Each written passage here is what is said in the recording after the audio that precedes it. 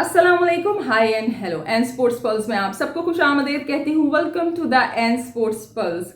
उम्मीद करती हूँ कि आप सब खैरियत से होंगे, अपनी ज़िंदगी को अच्छे से एंजॉय कर रहे होंगे और पॉजिटिव अप्रोच के साथ ज़िंदगी में आगे बढ़ रहे होंगे। पॉजिटिव अप्रोच की बात है जनाब, तो जितने मेरे देखने वाले हैं, सुनने वाले हैं, ख़ास तौर पर जो पाकिस्तानी बहन भाई हैं, उनसे रिक्वेस्ट है कि 8 फरवरी, जी हाँ 8 फरवरी का वो दिन है कि जब आपने बताना है कि आपकी क्या सोच है, आपका क्या फैसला है, और इसके लिए आपको अपने घरों से बाहर निकलना है और वोट कास्ट करना है। So do cast your vote. आपके वोट की अहमियत है, आपकी अहमियत है, आपकी सोच की अहमियत है।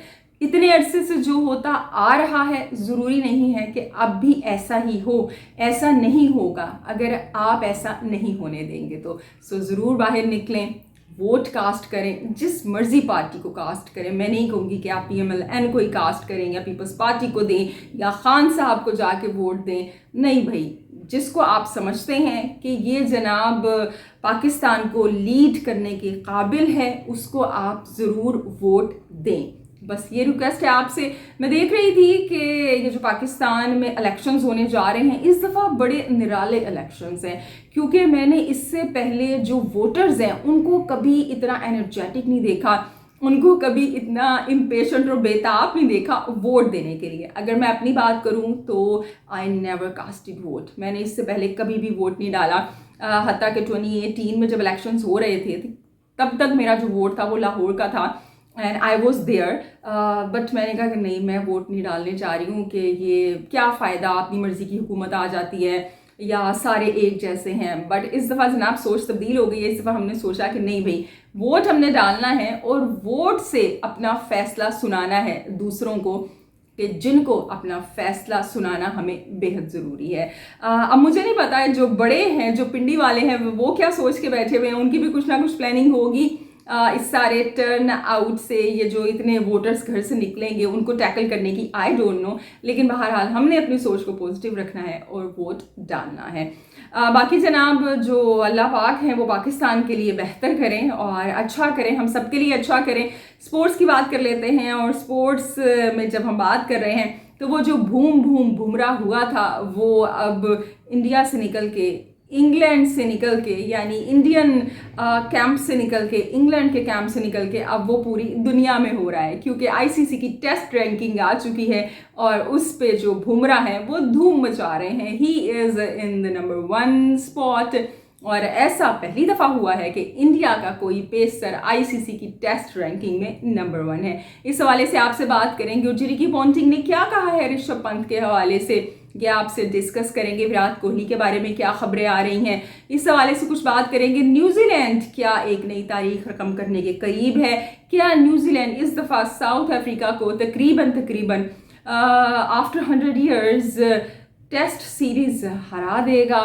ये सब बातें जनाब आपसे डिस्कस करेंगे, लेकिन आपने बस एक काम करना है, आप लोगों ने रहना है हमारे साथ साथ।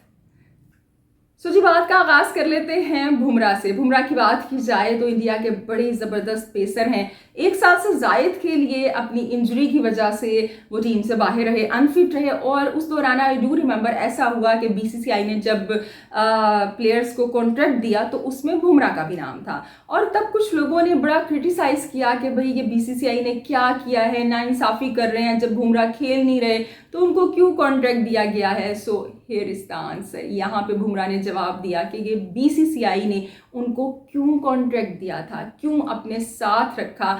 ये जवाब उन्होंने अपनी परफॉर्मेंस के ज़रिए दिया है, ये वजह थी। इसलिए BCCI ने बुमराह जैसे अनमोल और कीमती हीरे को जनाब अपने साथ रखा। उन्हें पता था कि बुमराह की वैल्यू क्या है, उनकी वर्थ क्या है, और ये बुमराह ने प्रूव किया है। आप देखें कि जब से उनकी वापसी हुई है इंजरी के बाद से, 4 टेस्ट मैच उन्होंने खेले हैं और उसमें आई थिंक 27 विकेट्स वो हासिल कर चुके हैं। इससे पहले जो उनकी परफॉर्मेंस रही है वो तो अलग है, लेकिन जब से वापसी हुई है तो हमें ऐसे लगता है कोई एक्स फैक्टर लगा के आ गए हैं, कि जिसका मैं अक्सर वीडियोस में जिक्र भी करती हूँ। सो ही इज़ द नंबर 1। इससे पहले हमने देखा है कि जो इंडिया के बॉलर्स हैं वो नंबर 1 रहे हैं, जैसे अश्विन हो गए या जडेजा हो गए, लेकिन वो स्पिनर्स हैं। अश्विन अभी भी मेरे ख्याल से नंबर 3 पर मौजूद हैं, जडेजा भी नंबर 10 में शामिल है, मेरे ख्याल से 9वें नंबर पे वो मौजूद है। लेकिन पेसर पहली दफ़ा जो इंडिया का है वो आईसीसी की टेस्ट रैंकिंग में नंबर 1 बना है। सो ये इंडिया के लिए एक बहुत बड़ा मूवमेंट है, एक बहुत बड़ी बात है कि आप कितनी राइट डायरेक्शन में जा रहे हैं और आपकी जो क्रिकेट है वो कितनी अच्छे से फ्लरिश कर रही है, ग्रो कर रही है। कि आप देखें 3 जो इंडियंस हैं वो टेस्ट रैंकिंग में शामिल हैं, और पाकिस्तान की बात करें तो पाकिस्तान का कोई प्लेयर शामिल नहीं है।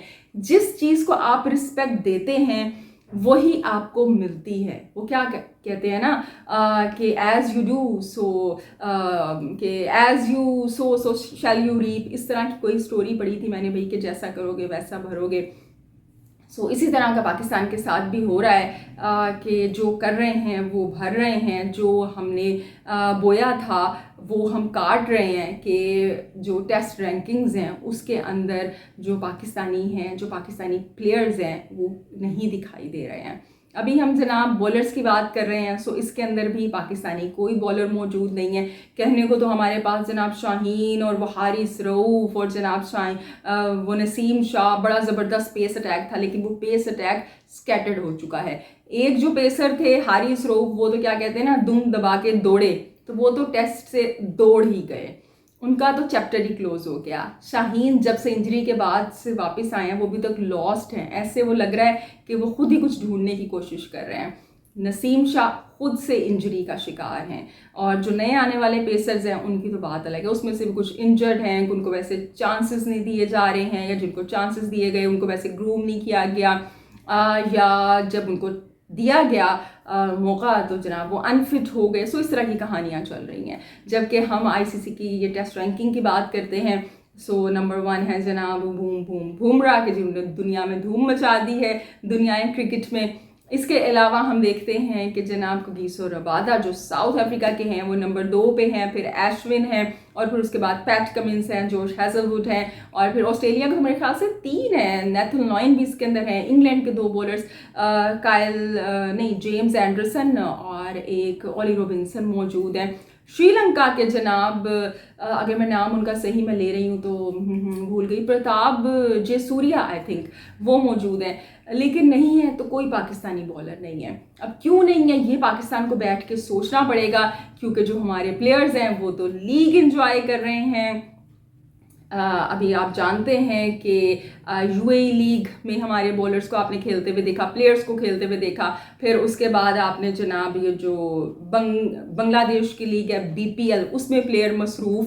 सो टेस्ट के बारे में आईसीसी की रैंकिंग के बारे में क्या और किससे पड़ी है भाई, पीसीबी वैसे ही उथल पुथल का शिकार रहता है। सो जब आपकी हरकतें होंगी, जो चीज़ आपकी तवज्जो का मरकज़ है यानी कि पैसा और लीग्स, वो आपके पास आ रहा है। बाकी टेस्ट क्रिकेट और आईसीसी रैंकिंग्स का क्या करना है, इससे कौन से पैसे आ जाने हैं भाई। सोच तो यही है पाकिस्तानी प्लेयर्स की, जो अभी तक महसूस हो रहा है जो हमारी मैनेजमेंट है, क्योंकि जो आपकी प्रैक्टिसेस हैं उसके अंदर आपकी सोच भी वाज़ेह हो रही है। बाकी आप जो मर्ज़ी शोर मचाते रहें, जो मर्ज़ी आप कहते रहें। सो जी बड़ा मुबारक हो बुमराह को कि ऑफ कोर्स वो ये वीडियो तो नहीं देखेंगे, उनको पता नहीं चलेगा, लेकिन हम क्रिकेट से मोहब्बत करने वाले और उनको पसंद करने वाले जो हैं वो इसी तरह उनको प्रेज़ करते रहेंगे। यहाँ पे अब हम बात कर लेते हैं, क्योंकि कगिसो रबादा की बात हो रही है जो कि साउथ अफ्रीका के हैं, तो साउथ अफ्रीका और न्यूजीलैंड की टेस्ट सीरीज़ भी जारी है। साउथ अफ्रीका की बात करें तो साउथ अफ्रीका ने मुझे बड़ा डिसअपॉइंट किया कि जब हमने देखा कि उन्होंने अपनी लीग की वजह से काफ़ी प्लेयर्स को रोक लिया। 6 डेब्यू हुए अभी ये जो न्यूजीलैंड से सीरीज़ हो रही है, और न्यूजीलैंड ने बड़ी आसानी से सुकून के साथ बड़े मार्जिन के साथ ये मैच जीत लिया पहला टेस्ट।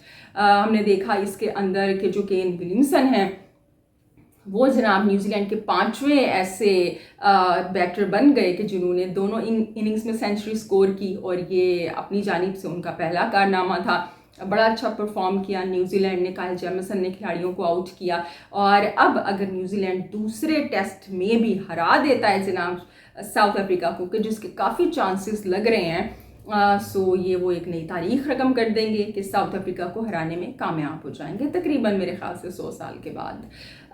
तो ये जनाब चल रहा है कुछ क्रिकेट के अंदर। इसके अलावा हम यहाँ पे बात कर लेते हैं जी विराट कोहली की। विराट कोहली, अच्छा कोहली एक ऐसा नाम है कि जिसकी छोटी से छोटी बात में वैसे स्पेकुलेशन बन जाती है। खेल रहे हैं तो फिर तो कोहली कोहली हो ही रहा है, लेकिन नहीं खेल रहे हैं तो भी कोहली कोहली हो रहा है भाई, कि पता नहीं तीसरा टेस्ट मैच खेलेंगे या नहीं खेलेंगे, वापस आएंगे या नहीं आएंगे। वो राहुल द्रविड़ से भी यही क्वेश्चन हुआ कि भाई कोहली खेलेंगे या नहीं खेलेंगे। सो कोहली कोहली हो रहा है हर जगह। सो अभी डिविलियर्स की भी स्टेटमेंट आई तकरीबन 2 दिन पहले सामने, कि उन्होंने कहा कि भाई जो कोहली है he is busy with the family.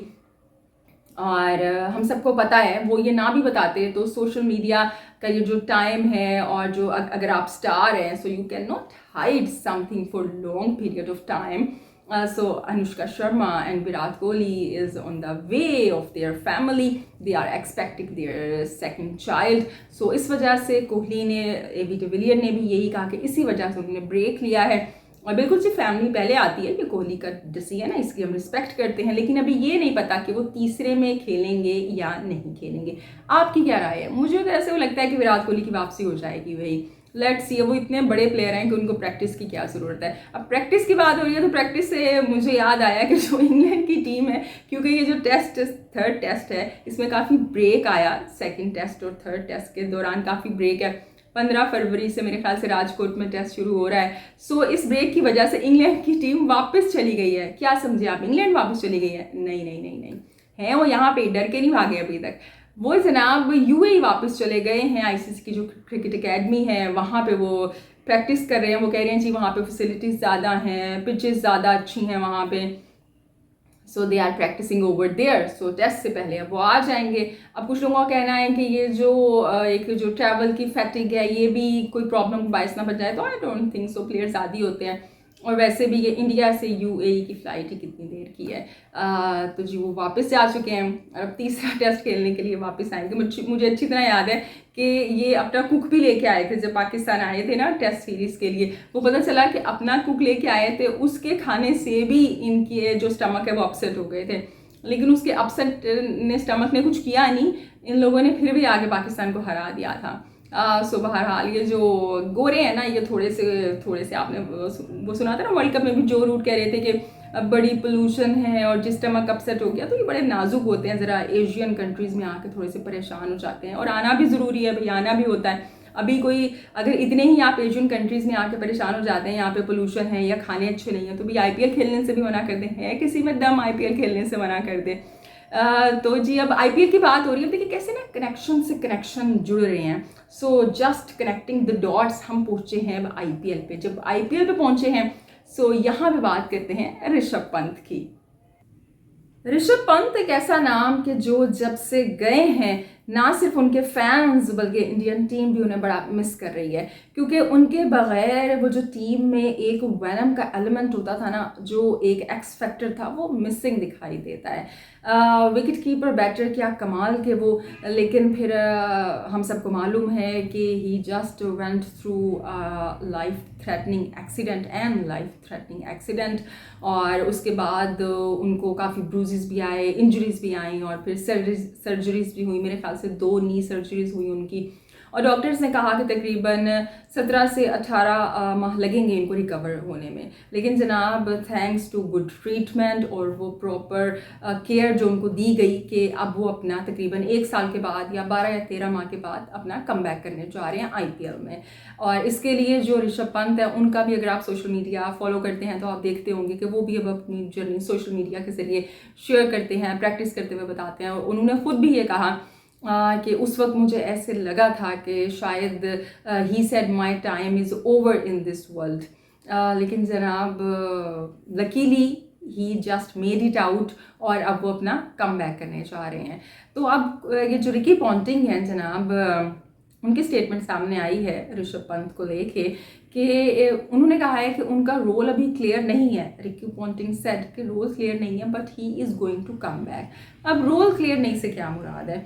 इससे ये मुराद है कि ये अभी कंफर्म नहीं है कि जो ऋषभ पंत हैं वो as a captain wicket keeper batter come back करेंगे, या एज ए कैप्टन और बैटर कम बैक करेंगे, या फिर just as a batter come back करेंगे। अभी ये भी कंफर्म नहीं है कि वो आईपीएल की जितनी गेम्स है वो सारी की सारी खेलेंगे भी या नहीं खेलेंगे, या सिर्फ सिलेक्टेड गेम्स में आप उन्हें खेलता हुआ देखेंगे। तो ये सारे क्वेश्चंस हैं कि जिनके आंसर्स हमें वक्त आने पे मिलेंगे। लेकिन अच्छी बात ये है कि वो कम बैक करने जा रहे हैं, और जब हम उन्हें खेलता हुआ देखेंगे तो ही पता चलेगा कि वो जो ऋषभ पंत हम जिन्हें खेलते हुए पहले देखते थे उनकी वापसी हुई है या नहीं हुई है। देखिए ऑफ कोर्स इसमें टाइम लगेगा, इट विल टेक टाइम, और इसके लिए जो मैनेजमेंट है वो भी पेशेंस दिखाएगी और फैंस को भी पेशेंस का मुजाहिरा करना है, और ऋषभ पंत ने भी हिम्मत नहीं हारनी है क्योंकि एक बहुत बड़ा एक्सीडेंट था कि जिससे कम बैक किया है इन्होंने।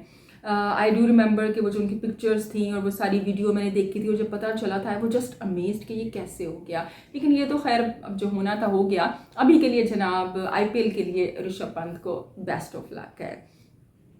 तो जी ये था कुछ ऋषभ पंत के हवाले से कि वो आए और हम चाहेंगे कि वो उसी तरह से छा जाएं आते साथ ही। और न्यूजीलैंड का मैं यहाँ पे बताना भूल गई कि जो न्यूजीलैंड है ये साउथ अफ्रीका को हराने के बाद अब जो टेबल है जनाब उसके अंदर नंबर 1 पे है। मेरे ख्याल से उसके बाद इंडिया है और फिर ऑस्ट्रेलिया, इसी तरह करके कुछ रैंकिंग है। जो पाकिस्तान है वो तो 5वें या 6ठे नंबर पे। आप अंदाज़ा लगाएं कि बांग्लादेश भी पाकिस्तान से ऊपर है।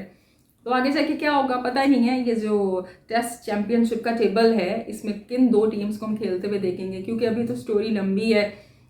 इसके अंदर आप देखें अभी कुछ इंपॉर्टेंट टेस्ट सीरीज़ आने वाली हैं। इंडिया ने ऑस्ट्रेलिया में जाके खेलना है। एक इंडिया नो डाउट ऑस्ट्रेलिया को बड़े अच्छे से चैलेंज करता है, ऑस्ट्रेलिया में हरा चुका है, लेकिन फिर भी ये एक बड़ा चैलेंज है। इस तरह इंडिया ने न्यूजीलैंड से भी खेलना है। सो इंडिया, न्यूजीलैंड और ऑस्ट्रेलिया इनके लिए बड़े बड़े चैलेंजेस हैं।